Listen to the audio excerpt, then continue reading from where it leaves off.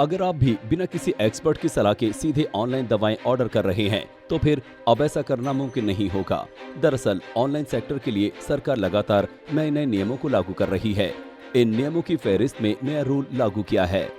केंद्रीय उपभोक्ता संरक्षण प्राधिकरण यानी CCPA ने नए निर्देश के मुताबिक CCPA ने ई-कॉमर्स प्लेटफॉर्म से कहा है कि वो आयुर्वेदिक, सिद्ध और यूनानी दवाओं को रजिस्टर्ड प्रैक्टिशनर या वैध नुस्खे पर ही बेच सकते हैं। यानी केवल उन्हीं ग्राहकों को ई-कॉमर्स प्लेटफॉर्म्स दवाएं बेच पाएंगे जिनके पास कुछ खास आयुर्वेद, सिद्ध और यूनानी दवाओं का रजिस्टर्ड डॉक्टर का लिखा मेडिकल प्रिस्क्रिप्शन हो। इन दवाओं को ई-कॉमर्स प्लेटफॉर्म से खरीदने के लिए मेडिकल प्रिस्क्रिप्शन को अपलोड करना जरूरी होगा। जानकारों का मानना है कि सरकार का ये नियम मरीजों की सेहत को सुधारने में कामयाब रहेगा। खासकर जिस तरह से कोरोना के बाद लोग सुनी सुनाई बातों के आधार पर कहीं से भी कोई भी दवा खरीदकर प्रयोग करके अपनी सेहत के साथ खिलवाड़ कर रहे हैं, उस पर रोक लगेगी।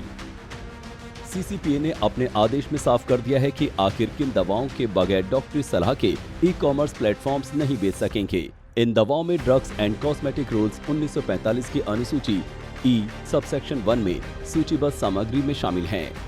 आयुर्वेदिक और यूनानी चिकित्सा पद्धति के तहत भांग, चरस, अफीम जैसे पदार्थों से बनने वाली दवाएं। इनमें ज्यादातर दर्द निवारक, शक्तिवर्धक और असाध्य रोगों की दवाएं शामिल हैं।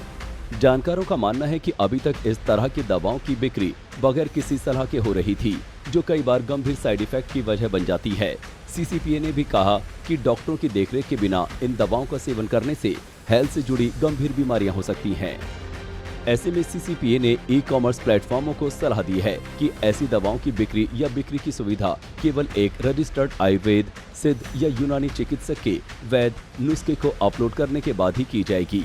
इसके अलावा अनुसूची ई सबसेक्शन 1 में जिक्र की गई ऐसी दवाओं के कंटेनर के लेबल पर सावधानी शब्द अंग्रेजी और हिंदी दोनों भाषाओं में प्रिंट किया जाना होगा। आज तक ब्यूरो। वीडियो पसंद आया तो हमें लाइक, कमेंट, शेयर और सब्सक्राइब जरूर करें।